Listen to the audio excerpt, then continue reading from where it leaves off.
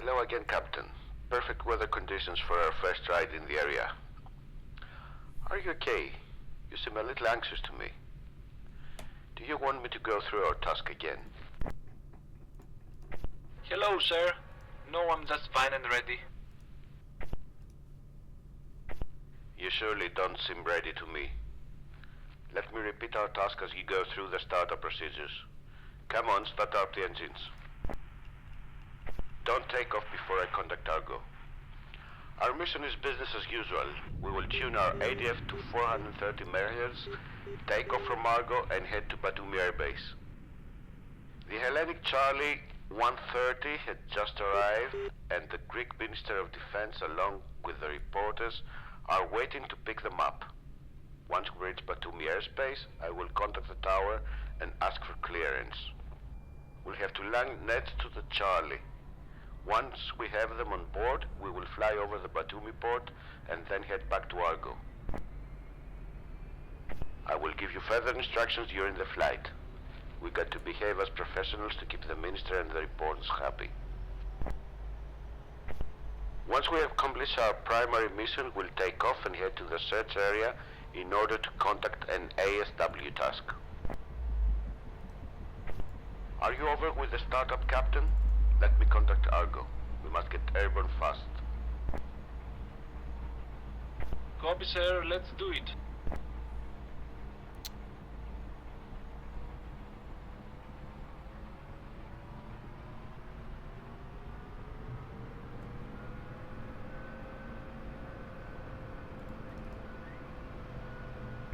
Good morning, Argo Operations. This is Pegasus 1-1.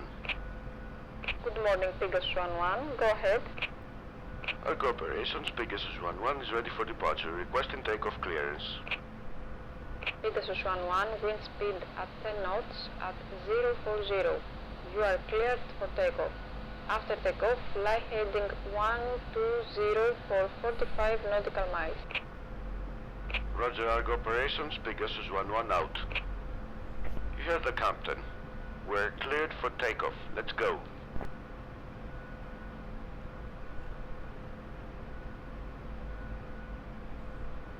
Alright, I just noticed that my heading indicator was not synchronized with my compass. I'm used to the auto starts and everything being perfect. But the Argo campaign is going to be a lot more complicated than the UN campaign, I'll tell you that much. Welcome back to Tengu Simulations, welcome back to another UH-1 campaign, this time the Argo campaign, and I'll say more about it when we get airborne. So let me try and pick it up as best as I can. Too much pedal. Okay, that was a good pickup if you exclude the initial hard pedal.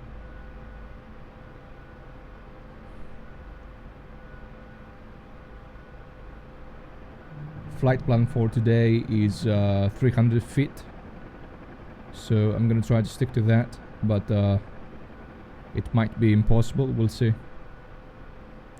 I'm using new hardware, so everything is kinda difficult in the Huey. I have to learn how to fly from scratch, so in that sense the Argo campaign is probably gonna be very good for me. But of course the Argo campaign is very difficult, it's very technical,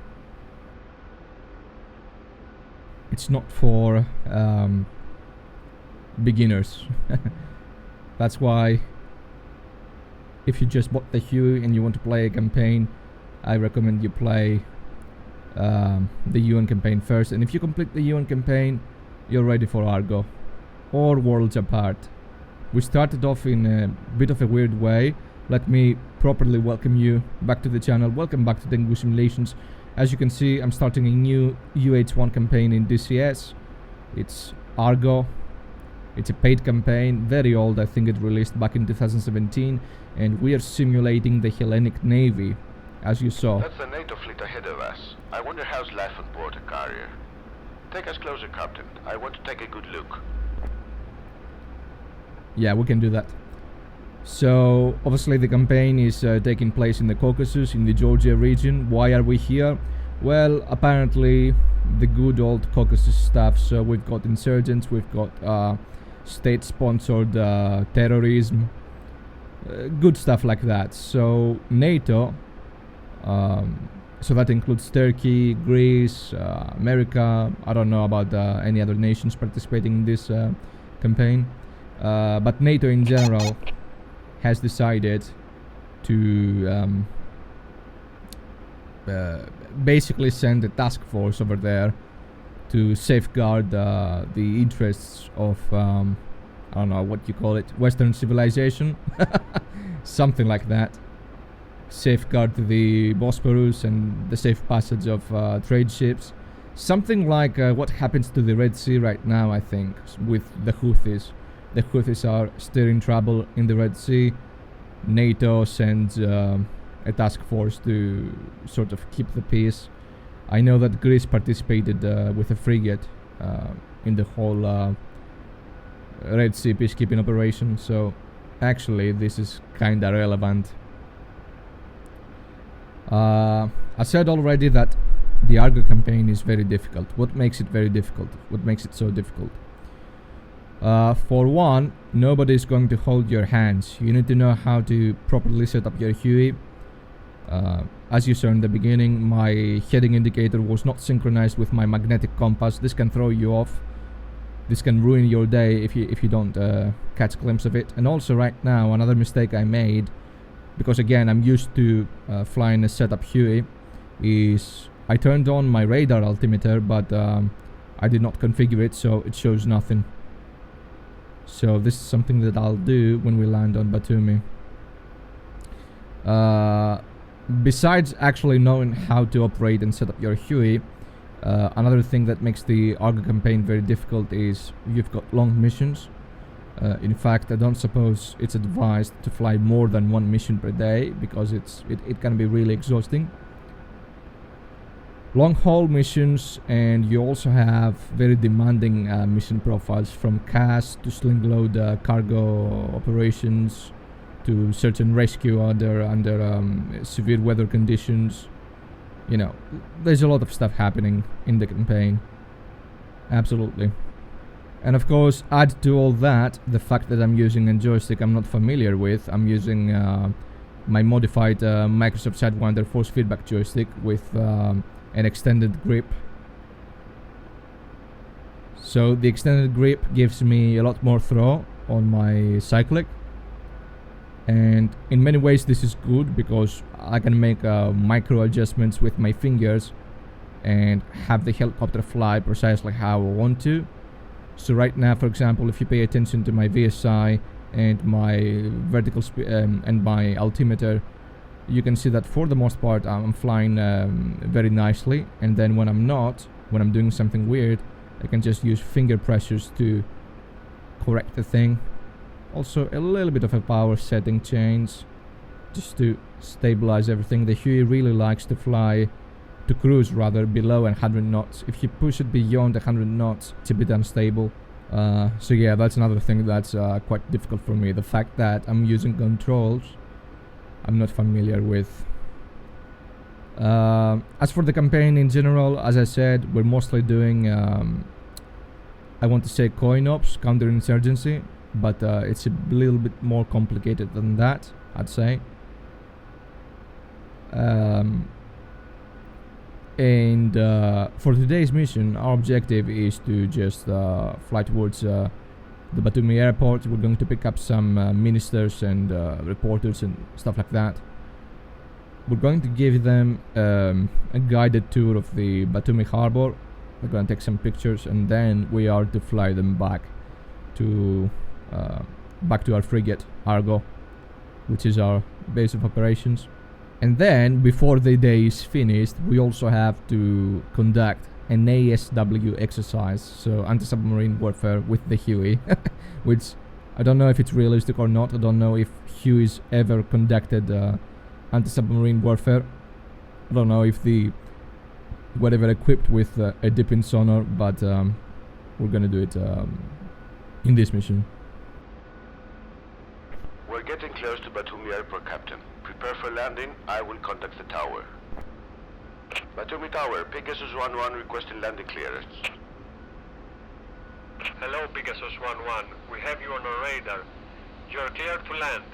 Land to the terminal area next to the C-130. Roger, Batumi Tower, clear to land next to the Charlie 130. You hear them, Captain.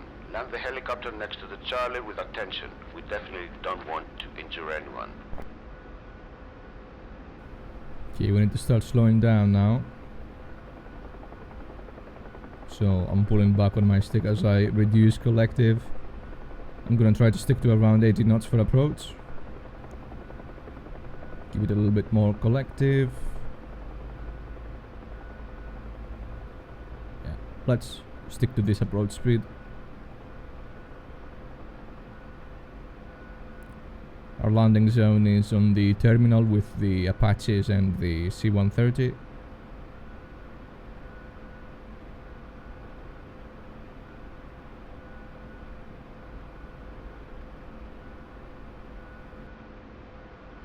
Let's descend a bit. We're a bit too high for my liking.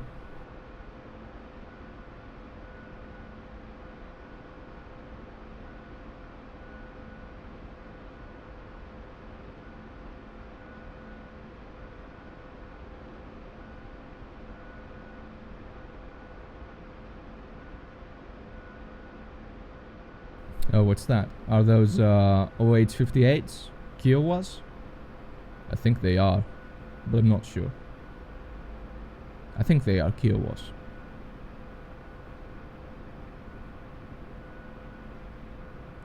I don't know why they would overfly the airport when we just got landing clearance, but... Look at those people. The minister loves publicity.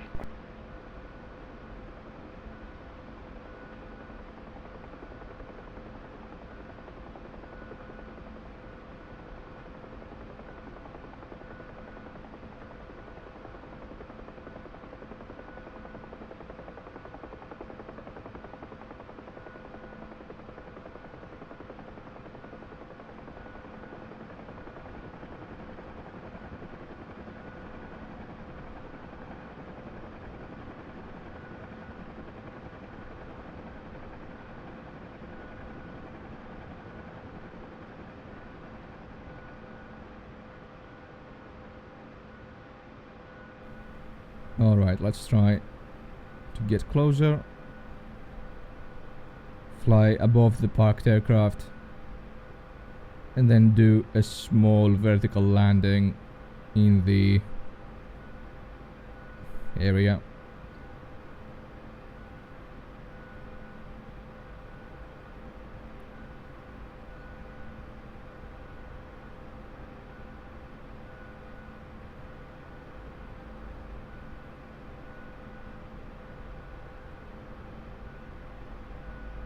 So, something like this, for the most part.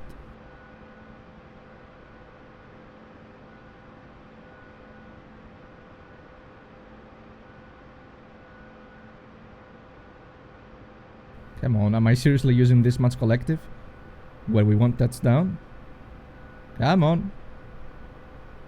Skids on the ground. Throttle to idle.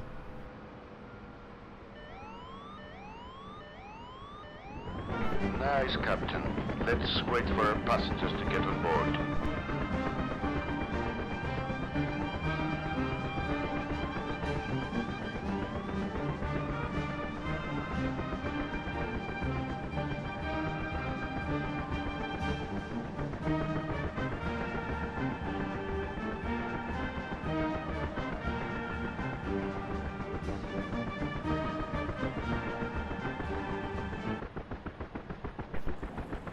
Hello, officers.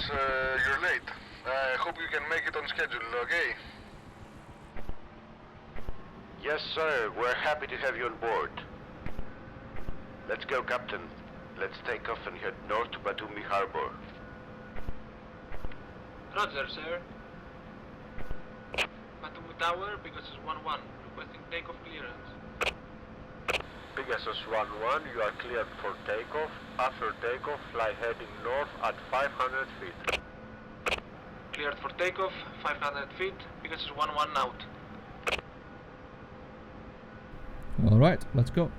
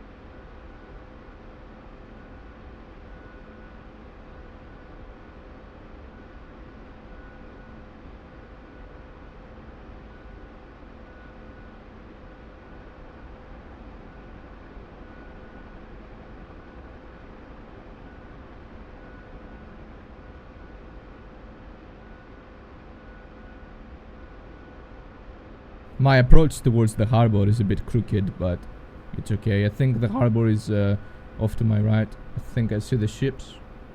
Yep, there we are.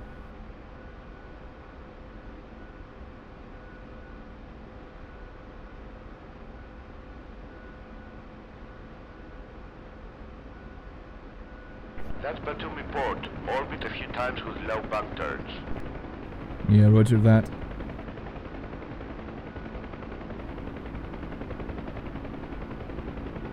I'm gonna try to keep to 500 as well, the altitude that I was assigned.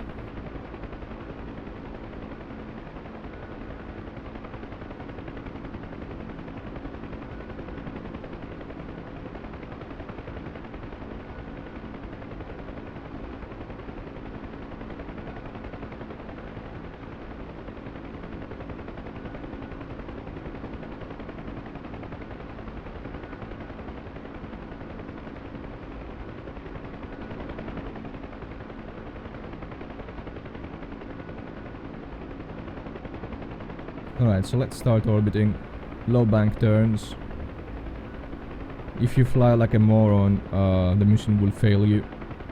Because of the ministers. Which is true, by the way. Unless they're strapped, they're gonna have a very hard time staying seated if we fly like maniacs.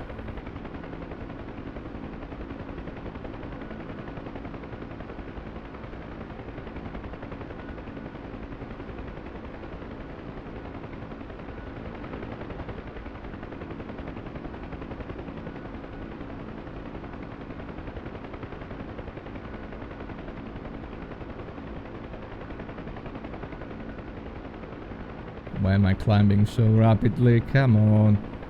I was at 500 feet 2 seconds ago. Really? Why is it so easy to climb? I swear to God. It's unnatural. It really sucks how in simulators you don't have the seat of the pants to help you understand that you're climbing or descending. In a real aircraft it's a lot easier to understand, but here I just have to glue my eyes on my instruments, which is not a good thing, by the way. You're supposed to look out of the cockpit, not down into the cockpit. By the way, this trigger has failed for me before. If it fails again, I'm gonna lose my mind. Thank you, Major. I think we have enough material for our story. Thank God. Roger, madam. Let's go, Captain. Take heading back to our ship. Tune our FM to 40 MHz. Don't forget to make a few low passes over the fleet before we land. Alright, so the FM is already configured. All I need to do is enter homing mode and you'll see the symbology on my FM homing. I'm sorry about the flickering, guys. It drives me nuts. Ever since I changed my sitting position and all that, my track IR does not like to cooperate. I'm really sorry. It annoys you as much as it does me, because I can barely look at my instruments and interact with them. I don't know what's going on. I'll try to fix it for the next episode.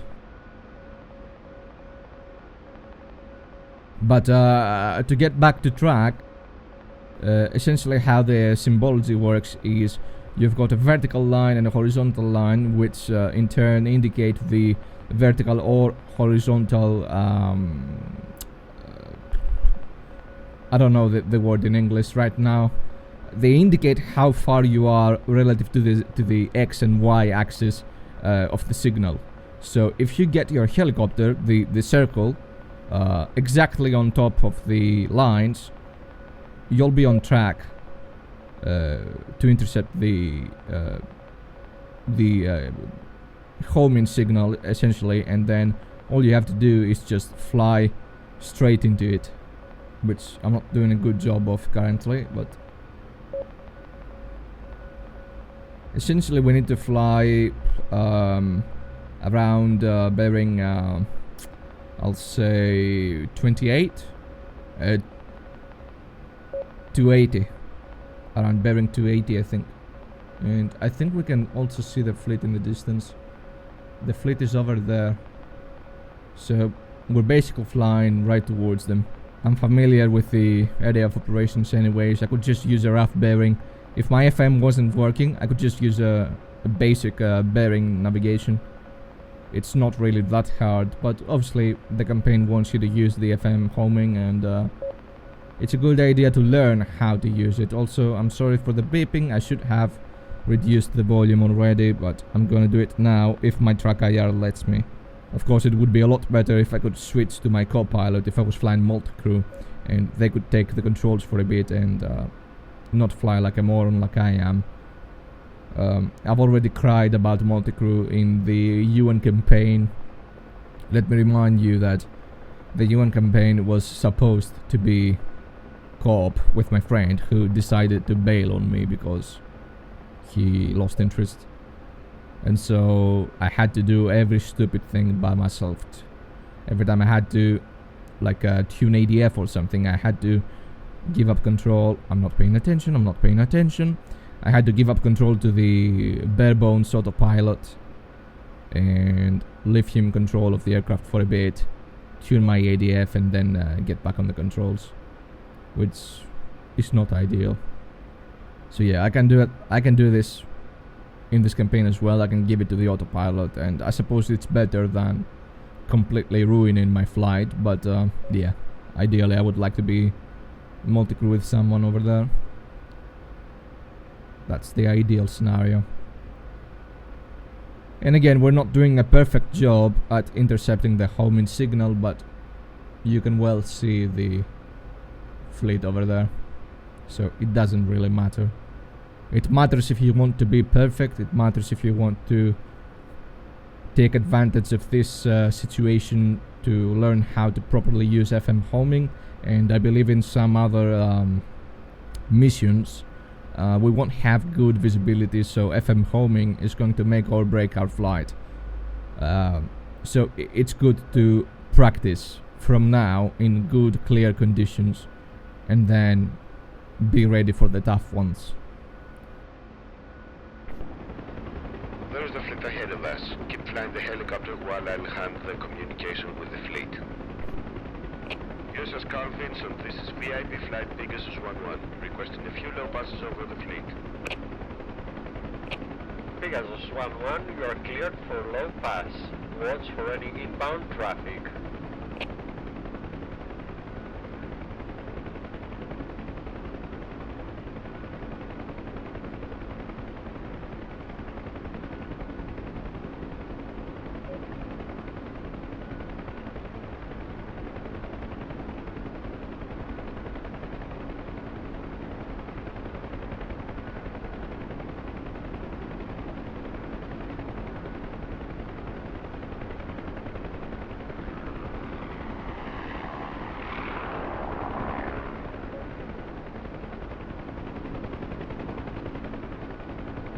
That's enough, Captain. Head back to Argo.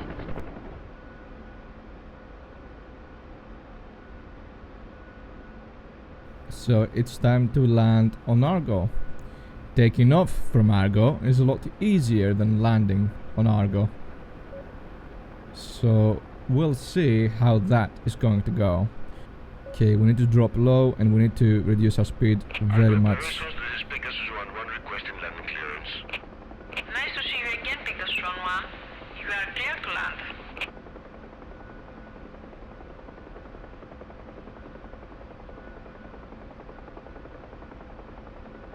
Okay, we need to slow down way more.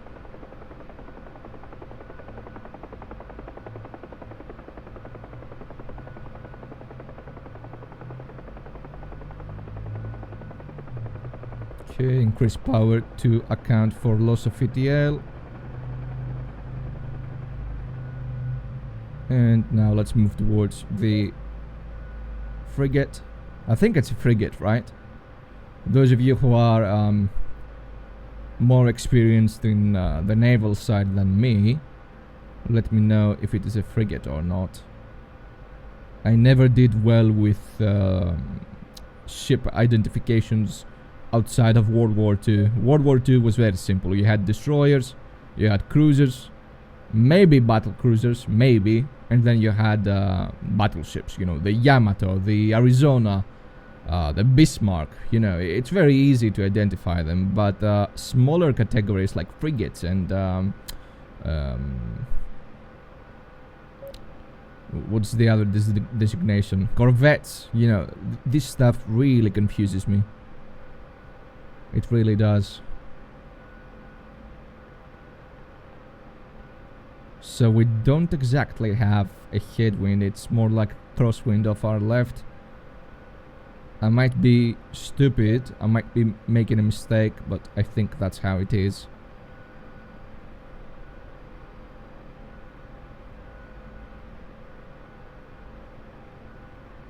Okay, going to try to park it as best as I can right now.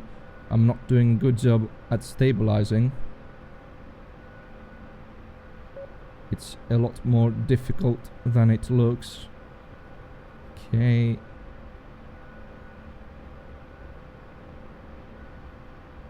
A little bit more forwards, please. There we go.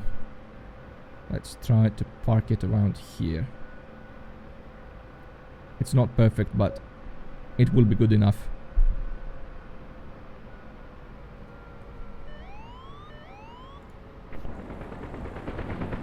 Great flying, officers. Thank you very much. That was a great flight. Okay, bye. It was a pleasure flying with you, sir. Okay, Captain. Wait a few seconds till everyone is on board Argo, and then we can move on with our mission.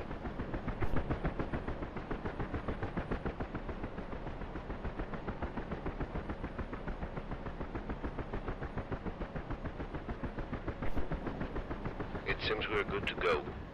Tune your FM to 47 MHz to get us to the search area. But wait until we get takeoff clearance first. Argo operations, Pegasus 1-1 requesting takeoff. Pegasus 1-1, you are cleared for takeoff. Roger, Argo operations, Pegasus 1-1 out. Let's go, Captain. Tune your ADF to 47 MHz and head to the search area. I will tell you the rest later.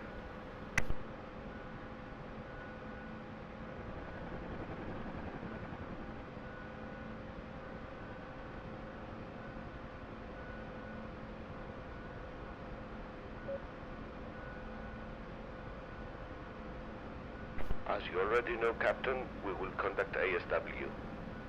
Once we are over the search area, our flight mechanic will drop smoke. Try to hover over the smoke and remain below 60 feet. The flight mechanic will handle the cable.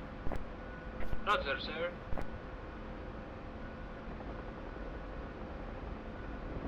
We are over the area, Captain. Orange smoke on. Try to hover still and do not exceed 60 feet. Just so you know, we need to move a little bit further ahead. We're not exactly in the area. Also, do not be afraid if the orange smoke doesn't pop. Apparently, for some reason, most triggers in this campaign are a bit late in terms of activation. Eventually, the orange smoke will pop. I think we are safe to conduct the exercise here.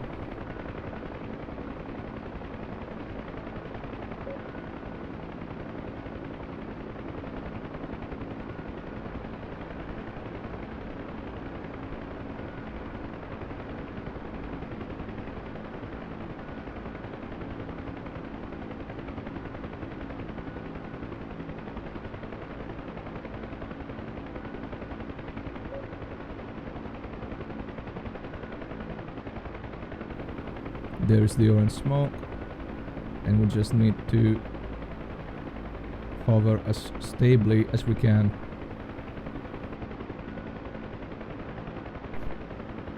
Almost there, Captain. You're doing a great job. We detected a weak signal. It's probably coming from a Russian submarine trying to evade detection.